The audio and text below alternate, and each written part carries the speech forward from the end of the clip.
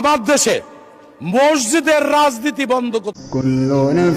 ধন্যবাদ মাননীয় স্পিকার, আমাকে মূল্যবান সময় দেওয়ার জন্য।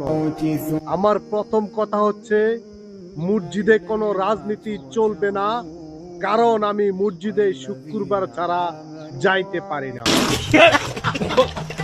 মাননীয় স্পিকার, মসজিদ আল্লাহর ঘর, মসজিদ কোরআন দিয়ে চলে, মসজিদে কোরআনের কথা বলা হয়, তাই তো আমাদের এটা নিয়ে চুলকানি হয়। কারণ কোরআনে যা বলা আছে তা নিয়ে বললে আমাদের বিপক্ষে চলে যায়, তাই বলতেছি এটা নিষিদ্ধ চাই, মসজিদে কোনো রাজনীতি চলবে না। হুজুরেরাও কোরআনের আইন মোতাবেক রাজনীতির বিষয়ে কোনো কথা বলতে পারবে না। ধন্যবাদ মাননীয় স্পিকার, এই নিয়ে আমার চুলকানি শেষ। আপনার আইনটা বাস্তবায়ন দেখতে চাই। আর পিছন দিয়া